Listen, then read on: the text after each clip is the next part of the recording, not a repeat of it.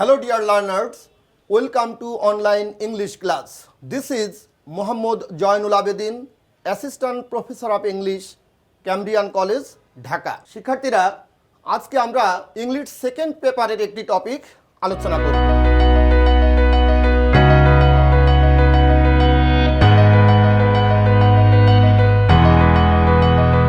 চলো ক্লাসটি শুরু করার আগে এই ছবিটি একটু দেখি। দেখো এখানে কি লেখা আছে, what are change in outer form, no change inside, same in norm.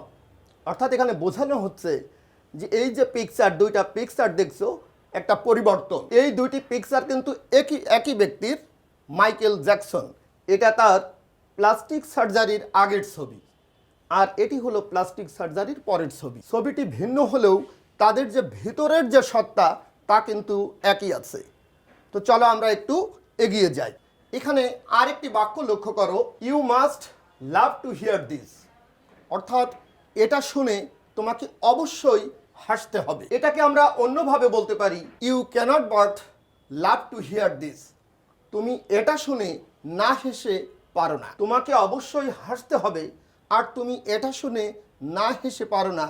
এই দুটির অর্থ কিন্তু এক, ভিতরের বিষয়টি এক, কিন্তু গঠনগত দিকটা আলাদা। তাহলে শিক্ষার্থীরা তোমরা বুঝতে পারছো আজকের টপিক কি।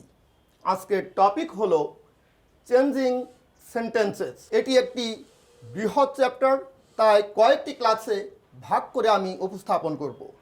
আজকের ক্লাস লেকচার 1, এটা কভার করবে অ্যাফার্মেটিভ টু নেগেটিভ সেন্টেন্সেস, এবং সেটার পার্ট 1, দুইটা পার্ট মিলে আমরা অ্যাফার্মেটিভ টু নেগেটিভ সেন্টেন্স শিখব। তোমরা একটা একটা করে পয়েন্ট আকারে বিষয়গুলো আলোচনা করতে থাকব। প্রথম যে বিষয়টা দেখছো, অনলি বা অ্যালোন। অর্থাৎ একটি সেন্টেন্সের ভেতরে যদি অনলি বা অ্যালোন থাকে, সেই ধরনের বাক্যকে আমরা কিভাবে অ্যাফার্মেটিভ থেকে নেগেটিভ করতে পারবো। দেখো, ইফ অনলি বা alone refers to person, put non-verb at the beginning of the sentence instead of only or alone. অর্থাৎ সহজ করে বললে হয়, যদি তুমি একটা সেন্টেন্সের মধ্যে অনলি বা অ্যালোন দেখো, সেই শব্দটা উঠিয়ে দিয়ে সেইখানে তুমি non-verb বসাবে, এবং অবশ্যই non-verb কিন্তু সেন্টেন্সের শুরুতে বসবে। তো চলো আমরা এক্সাম্পলের মাধ্যমে বিষয়টি ভালো করে বুঝে নিই। First example, mister Khan was alone on the sea. অর্থাৎ মিস্টার খান সমুদ্রে একাকী ছিলেন। তাহলে এটা নেগেটিভ কি হবে যদি বাংলায় বুঝো? এরকমের হবে যে সমুদ্রে মিস্টার খান ছাড়া আর কেউ ছিল না। তাহলে দেখো অ্যালোন শব্দটি বাদ গেল, অ্যালোনের পরিবর্তে এখানে non-verb, আর বাকি যে বাক্যটুকু সেটা হুবহু বসিয়ে দিলে, তাহলে বাক্যটা অ্যাফার্মেটিভ থেকে নেগেটিভ হয়ে গেল। বিষয়টি কিন্তু খুবই সহজ। মনে রাখবে, অনলি বা অ্যালোন উঠে non-verb। Next example, only Allah can help us. শুধু আল্লাহ আমাদেরকে সাহায্য করতে পারে। তাহলে এর যে নেতিবাচক বাক্য বা নেগেটিভ সেন্টেন্স কি হবে, যে আল্লাহ ছাড়া কেউ আমাদের সাহায্য করতে পারেন না। non-verb Allah can help us. Next example, only the graduates should apply. শুধু স্নাতকধারীরাই আবেদন করতে পারবে।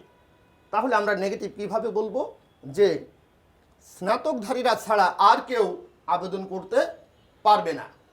non-verb the graduate should apply. আশা করি অনলি থাকলে, অনলি যদি ব্যক্তিকে রিফার করে, তাহলে কিভাবে নেগেটিভ করতে হবে বিষয়টি ভালোভাবে বুঝতে পেরেছো। Next, if only refers to a thing, that means non person, put nothing but in place of only. একটা বিষয় লক্ষ্য করবে, আগের যে স্লাইডটিতে আমরা দেখেছিলাম যে non-verbটা বাক্যের শুরুতে বসে, এখানে কিন্তু সেরকমের কিছু লেখা নাই। এখানে জাস্ট যে জায়গায় তুমি অনলি পাবে, এবং সেই অনলি যদি কোনো বস্তুকে বোঝায়, বস্তুকে রেফার করে, বস্তুর জন্য বসে, তাহলে তুমি সেই অনলি উঠিয়ে নাথিং বাট বসিয়ে দিবে। চলো এক্সাম্পলের মাধ্যমে বিষয়টা ভালোভাবে দেখে নিই। There are only a few books on the shelf. অর্থাৎ এই শেলফের মধ্যে শুধু কয়েকটি বই রয়েছে। তাহলে নেগেটিভ হবে there are nothing but a few books on the shelf. এটাকে বিকল্প উপায়েও করা যায়, সেটা হলো there are not many books on the shelf. তুমি লক্ষ্য রাখবে, তুমি সৃজনশীলভাবে এটা নেগেটিভ করতে পারো, যে বাক্যটি নেগেটিভ হবে কিন্তু অর্থ ঠিক থাকবে, তাহলেই তুমি সফলভাবে অ্যাফার্মেটিভ থেকে নেগেটিভে করতে পারবে। Next example, they have only a few problems. তাহলে দেখতে পাচ্ছ এই অনলি কিসের জন্য বসেছে? Few problems. এটা কিন্তু নন পার্সন কোনো ব্যক্তি নয়, এটা নন পার্সন। আর বস্তুকে বোঝালে অর্থাৎ নন পার্সন অব্যক্তিবাচক কিছুকে যদি অনলি রেফার করে, এই শব্দটি উঠিয়ে তুমি নাথিং বাট বসিয়ে দিবে, তো হয়ে গেল negative. They have nothing but a few problems. Next, if only refers to any number or age, put not more than or not less than in place of only. এখানে কি বোঝানো হচ্ছে? যদি অনলি কোনো সংখ্যাকে নির্দেশ করে, অর্থাৎ অনলি কোনো সংখ্যাকে ডিটারমিন করতে ব্যবহৃত হয়, তখন সেই অনলিকে উঠিয়ে নট মোর দ্যান অথবা নট লেস দ্যান বসালেই বাক্যটি সুন্দরভাবে নেগেটিভ হয়ে যাবে। Example, Shafin is only 10 years old. Shafin মাত্র 10 বছর বয়স্ক। তাহলে এখানে কি করতে হবে? নেগেটিভ করতে হলে জাস্ট অনলি উঠিয়ে সেই অনলি এর জায়গায় নট মোর দ্যান বসিয়ে দিলেই হবে। আবার তুমি যদি এখানে নট লেস দ্যান দাও তাহলেও নেগেটিভ হবে, কারণ অর্থ একই থাকে। শাফিন 10 বছরের বেশি নয়, আবার শাফিন 10 বছরের কম নয়। এখানে দুইটি বাক্যের অর্থ কিন্তু একই। Next example, Shyama has only 50 টাকা। শ্যামার মাত্র 50 টাকা আছে। তাহলে আমাকে বলতে হবে নেগেটিভে যে শ্যামার 50 টাকার থেকে বেশি নয় বা 50 টাকার থেকে কম নয়। সেটার ইংলিশ কী হবে? শ্যামা হ্যাজ নট মোর দ্যান 50 টাকা। তাহলে মনে রাখবে, অনলি যদি কোনো সংখ্যাকে নির্দেশ করে, সংখ্যার জন্য বসে, তাহলে তুমি সেখানে অনলি এর পরিবর্তে নট মোর দ্যান অথবা নট লেস দ্যান বসিয়ে দিবে। Next, use not many for only a few. খুব মনোযোগ সহ এই বিষয়টি লক্ষ্য করো, এটি একটু আনকমন। তোমাদের অ্যাডমিশন টেস্ট বা যে কোনো প্রতিযোগিতামূলক পরীক্ষায় এটি আসতে পারে। Only a few students were present.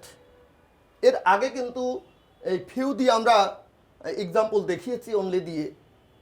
এখানে আছে অনলি এর পরে কাউন্টেবল নাম্বার বা ব্যক্তিবাচক, only a few students are present. এরকমই যদি থাকে তাহলে কি হবে? Not many. Only a few এটা শুরুতে থাকলে এটার পরিবর্তে তুমি নট মেনি বসালে নেগেটিভ হয়ে যাবে। Not many students are present. Next, there are only a few items. সেখানে শুধু কয়েকটি আইটেম ছিল। এর নেগেটিভ হচ্ছে there are not many items. ওখানে অর্থাৎ সেখানে বেশি আইটেম ছিল না। নেক্সট, একটা এক্সেপশন দেখো, একটা ব্যতিক্রম। সব কিছুর একটা ব্যতিক্রম থাকে, এই ব্যতিক্রমটি লক্ষ্য করো। He was the only son of a widow. এখানেও কিন্তু অনলি আছে, কিন্তু এই অনলির অর্থ আর আগের বাক্যগুলোতে ব্যবহার করা অনলি এর অর্থ এক নয়।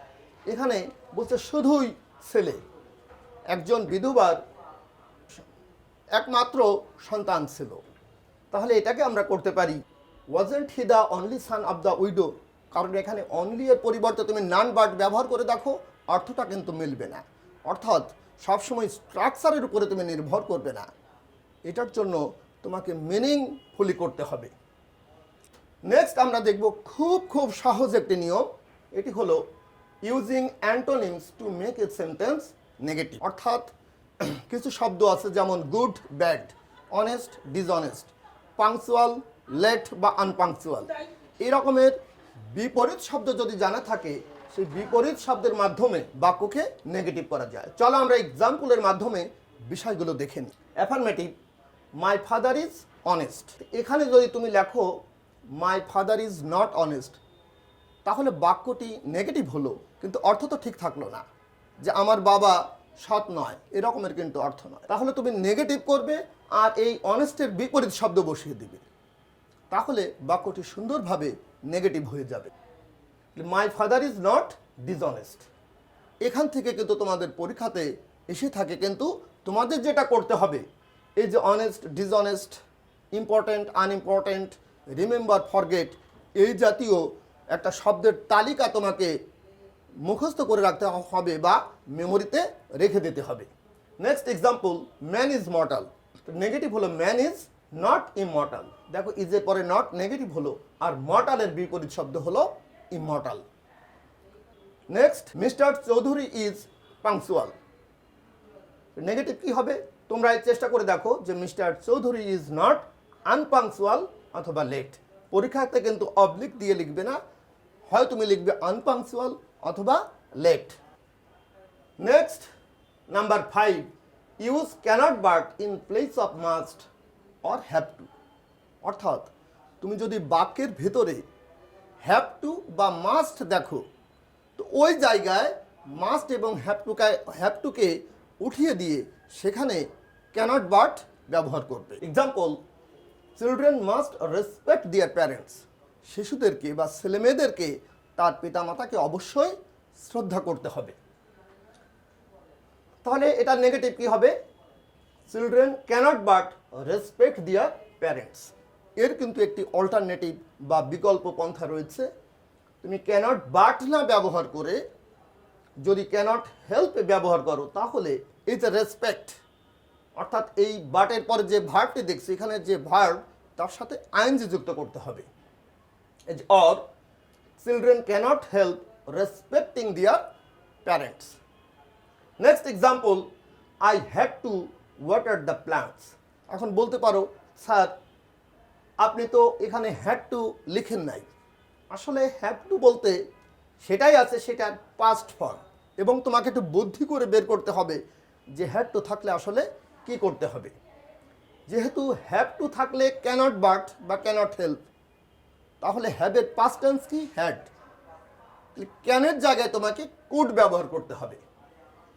I could not but water the plants, or I could not help watering the plants. এখান থেকে কিন্তু তোমাদের use of the right forms of ভার্বেও প্রশ্ন এসে থাকে।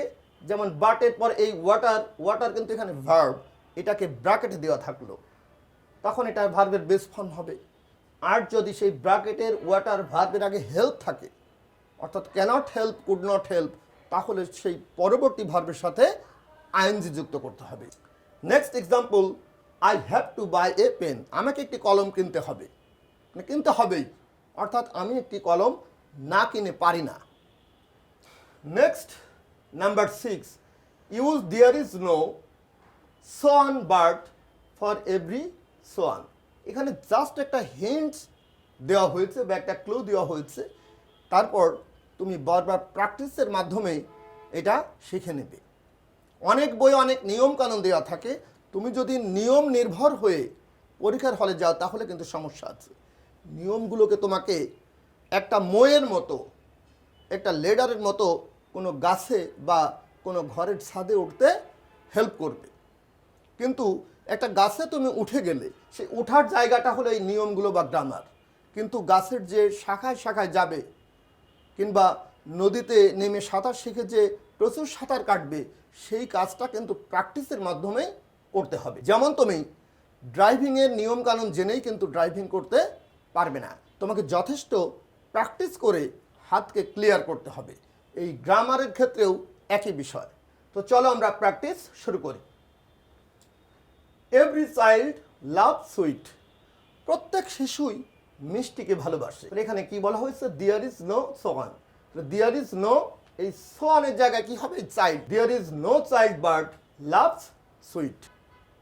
মানে মিষ্টিকে ভালোবাসা ছাড়া, এখানে বাট একটা ছাড়া অর্থ প্রকাশ করছে, ছাড়া কোনো শিশু নাই। Every mother loves her child, এই সেন্টেন্সটি তোমাদের পরীক্ষাতে কিন্তু প্রায়ই এসে থাকে। Every mother loves her child. Negative, there is no mother but loves her child. Another example, everybody wants peace. প্রত্যেকেই শান্তি চায়, অর্থাৎ শান্তি চাওয়া ছাড়া আর কেউ নাই, এবং সেটার নেগেটিভ হলো there is nobody but wants peace. এই যে এভরি, সো অন, এটার কিছু এক্সেপশনাল নিয়ম আছে। ওখানে আমরা ব্যক্তিবাচক দেখেছিলাম এবং প্রিন্সিপাল ভার্ব বা ফুল ভার্ব দেখেছিলাম। এর বাইরে একটু এক্সেপশন আছে, সেটা এখনই তোমরা এই ক্লাসটির মাঝেই মেমোরিতে একেবারে গেঁথে নিবে, যাতে কখনোই না ভুলো। কারণ এই সমস্ত এক্সেপশনাল সেন্টেন্স থেকেই অ্যাডমিশন টেস্ট বা বিভিন্ন প্রতিযোগিতামূলক পরীক্ষায় প্রশ্ন এসে থাকে। Every cloud has a silver lining. এখানে কিন্তু আগের মতো করি নাই যে দেয়ার ইজ, আগের মতো করলে কিভাবে হতো, there is no cloud but has a silver lining. একবার যে ভুল হবে তা না, কিন্তু একটু অড শোনা যাবে। তাই তুমি করবে there is no cloud without a silver lining. বাটের জায়গায় without, there is no cloud without a silver lining. Another sentence, every rose has a thorn, অর্থাৎ প্রত্যেক গোলাপেরই কাঁটা আছে। তাহলে কাঁটা ছাড়া কোনো গোলাপ হয় না। There is no rose without a thorn. Number 7, put never for always and antonym of the next word. অর্থাৎ সেন্টেন্সের মধ্যে তুমি যদি অলওয়েজ পাও, সেই অলওয়েজের জন্যে অলওয়েজটাকে বাদ দিয়ে ওই জায়গাতে তুমি নেভার বসাবে এবং অলওয়েজের পরে যে শব্দটি আছে সেটা বিপরীত শব্দ বসালেই সুন্দরভাবে নেগেটিভ করতে পারবে। চলো এক্সাম্পল দিয়ে দেখে নিই। I always remember my friends, অর্থাৎ আমি সারাক্ষণই, আমি সর্বদাই আমার বন্ধুদেরকে স্মরণ করি। তাহলে এখানে কিভাবে নেগেটিভ করবে, যে এই অলওয়েজ উঠিয়ে দেখো নেভার, এবং এই যে অলওয়েজের পরবর্তী শব্দ রিমেম্বার, তার বিপরীত শব্দ হলো ফরগেট। সে আগের মতো এখানে আমি তোমাদের পরামর্শ দিচ্ছি যে তোমরা কমন কিছু অ্যান্টোনিমস বা বিপরীত শব্দের তালিকা তোমাদের যে বই, সিলেক্টেড বই, সেখান থেকে পড়ে নিতে পারো, অথবা তুমি অনলাইনে সার্চ দিতে পারো যে কমন লিস্ট অফ অ্যান্টোনিমস। তাহলে এরকমের বিপরীত শব্দের একটা ইম্পর্ট্যান্ট তালিকা তোমাদের সামনে চলে আসবে। Next, Jerry was always punctual.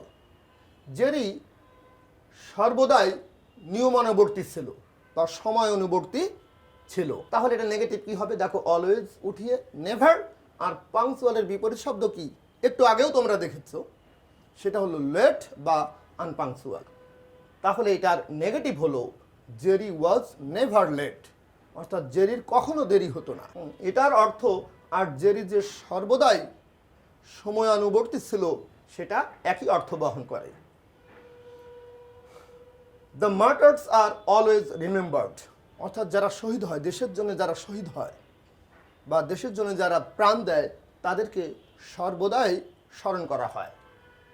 তাহলে নেগেটিভ কি, the martyrs are never forgotten. শিক্ষার্থীরা, আমরা আজকের ক্লাসের প্রায় শেষের দিকে চলে এসেছি। এটা last point, number 8, use so, so on, that, for, too, so on, two.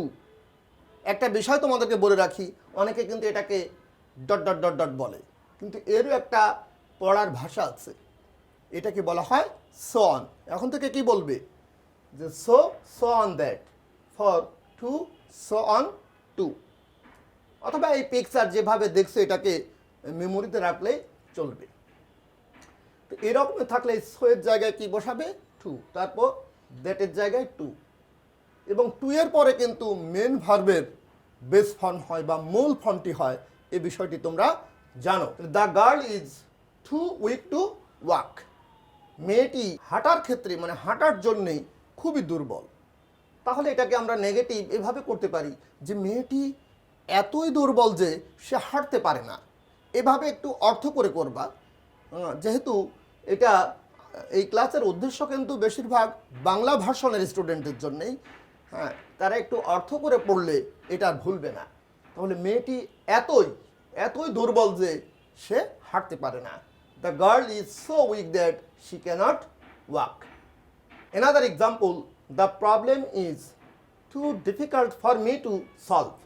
The problem is too difficult for me to solve. এখানে একটা পার্থক্য লক্ষ্য করছো যে এখানে যে টু উইক এরপরে কিন্তু ফর প্লাস অবজেক্টিভ ছিল না। এই বাক্যের কি আছে, টু ডিফিকাল্ট ফর মি, এই যে ফর মি এটা এক্সট্রা। এরকমের থাকলে তুমি বুঝবা যে এখানে যে দুইটা ক্লজ আসবে, সেই দুইটি ক্লজের সাবজেক্ট আলাদা হবে। আর এই রকমের থাকলে বুঝবা যে সেটার যে দুইটা ক্লজ হবে সেটার সাবজেক্ট একই ব্যক্তি বা বস্তু হবে। তাহলে এটা নেগেটিভ আমরা দেখে নিই, the problem is so difficult that I cannot solve. দেখো এখানে সাবজেক্ট হলো দ্য প্রবলেম, কিন্তু দ্বিতীয় যে ক্লজ সেটার সাবজেক্ট হলো আই। তোমরা জানো ক্লজ কি? ক্লজ হলো একগুচ্ছ শব্দ যার সাবজেক্ট এবং ফাইনাইট ভার্ব থাকে। Next example, the hill is too high to be climbed. এখানে কিন্তু আরেকটা ফিচার লক্ষ্য করছো, আমি খুব প্ল্যান্ড ওয়েতে তোমাদেরকে কিছু ভিন্ন ভিন্ন এক্সাম্পল দেওয়ার চেষ্টা করেছি, যে এখানে দুইটা ক্লজের সাবজেক্ট এক, আবার এখানে দুইটা ক্লজের সাবজেক্ট আলাদা। আর এই এক্সাম্পলটাতে দেখো যে শেষের দিকে টু বি ক্লাইম্বড অর্থাৎ একটা প্যাসিভ ভয়েসের ভার্ব বা প্যাসিভ ভয়েসের একটা ফ্লেভার কিন্তু এখানে পাওয়া যাচ্ছে। তাহলে এটা কিভাবে করতে হবে দেখো, the hill is so high that it cannot be climbed, অর্থাৎ টু বি দিয়ে যদি ভার্বের পাস্ট পার্টিসিপল থাকে তাহলে তোমার এই দ্বিতীয় ক্লজের ক্ষেত্রে এখানে প্যাসিভ ভয়েস করতে হবে। The hill is so high that it cannot be climbed, অর্থাৎ পাহাড়টি এতই উঁচু যে এটা বেয়ে ওঠা যায় না। একটা বিষয় লক্ষ্য রাখবে, যদি এখানে ওয়াজ থাকতো তাহলে কিন্তু এই ক্যানটের জায়গায় কুড নট হবে। তো শিক্ষার্থীরা চলো আমরা এই ক্লাসের শেষে কিছু এক্সারসাইজ নিয়ে চেষ্টা করি। Let's do some exercise. এখানে প্রথমে তোমরা একটু মাথা খাটিয়ে ট্রাই করবে আর আমি তোমাদের উত্তরটা বলে দিব। তোমরা একটু মিলিয়ে দেখবে যে আমার সাথে তোমাদের মেলে কিনা। Change the following sentences from affirmative to negative or vice versa, অর্থাৎ নেগেটিভ থেকে অ্যাফার্মেটিভ বা অ্যাফার্মেটিভ থাকলে সেটাকে নেগেটিভ করতে হবে। Jerry was not dishonest. একটু চেষ্টা করো যেটা কি হবে, আশা করি অনেকেই পেরেছ। এটার উত্তর হবে জেরি ওয়াজ অনেস্ট।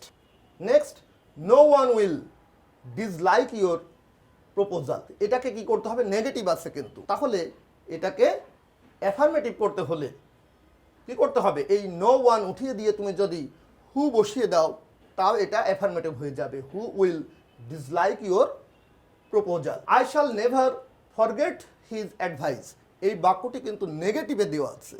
আমি কিন্তু তোমাদেরকে একমুখী পড়িয়েছি অ্যাফার্মেটিভ থেকে নেগেটিভ, কিন্তু নেগেটিভ থেকে কিভাবে অ্যাফার্মেটিভ করবে? এটা হলো তুমি যে পথে গিয়েছো সেই প্রক্রিয়া অবলম্বন করে আবার ফিরে আসলেই বাক্যটি অ্যাফার্মেটিভ হয়ে যাবে। I shall never forget his advice. তোমাদের মনে পড়ে যে আমরা অলওয়েজ উঠিয়ে অ্যাফার্মেটিভ থেকে নেগেটিভ করার সময় অলওয়েজ উঠিয়ে নেভার বসিয়েছিলাম এবং পরবর্তী শব্দের বিপরীত সেটাকে আমরা ঘুরিয়ে দিই। আই শ্যাল অলওয়েজ, আর ফরগেটের বিপরীত শব্দ কি? Remember. I shall always remember his advice.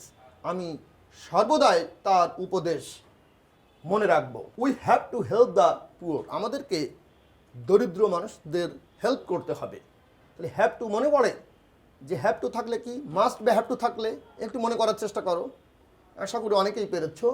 আসলে হ্যাভ টু থাকলে হবে cannot but. We have to help the poor এর নেগেটিভ কি হবে? We cannot but help the poor. We always respect our teachers. তোমাদের কি মনে পড়ে যে অলওয়েজ থাকলে কিভাবে নেগেটিভ করতে হয়? জাস্ট অলওয়েজ উঠিয়ে সেখানে নেভার এবং তার পরের শব্দটির বিপরীত শব্দ বসাবে। We never disrespect our teachers or dishonour our teacher. Selim was absent from the meeting. তো এখানে একইভাবে একটু ট্রাই করো যে অ্যাবসেন্টের বিপরীত শব্দ কি? প্রেজেন্ট। তাহলে Selim was not present in the meeting. এখানে কিন্তু খুব সূক্ষ্ম, খুব সাটল একটা বিষয় রয়েছে। এখানে কিন্তু ফ্রম আছে, এতক্ষণ এই প্রবলেম আমরা মুখোমুখি হয়নি। এটাকে যদি তুমি নেগেটিভ করো তখন কি হবে? Selim was not present in the meeting হবে। মিটিংয়ে যদি থাকে সেখানে ইন হবে, আর অ্যাবসেন্টের সময় অ্যাবসেন্টের পরে ফ্রম। এটা কিন্তু একটা ইউজ অফ প্রিপোজিশনের খুব ক্রিটিক্যাল বা সূক্ষ্ম একটা বিষয়। তা আমি তো মনে করি যে এই রকমের প্রশ্ন তোমরা অ্যাডমিশন টেস্টেও পেয়ে যেতে পারো। Selim was absent from the meeting, এর নেগেটিভ কি হবে? Selim was present in the meeting. Last example, my younger brother is only 14। একটু চেষ্টা করো, মনে পড়ে যদি অনলি এই ওয়ার্ডটি কোনো সংখ্যাকে বোঝায় বা বয়সকে বোঝায়, তখন এটি উঠিয়ে দিয়ে নট মোর দ্যান বা নট লেস দ্যান বসাতে হবে। তাহলে এটা নেগেটিভ করে ফেলো, my younger brother is not more than 15। অথবা করতে পারো my younger brother is not less than 14। তাহলে শিক্ষার্থীরা, আজকের মতো ক্লাস এখানে শেষ করছি। অ্যাফার্মেটিভ টু নেগেটিভ এর পার্ট 2-তে আবার দ্রুতই দেখা হবে। All the best, thank you.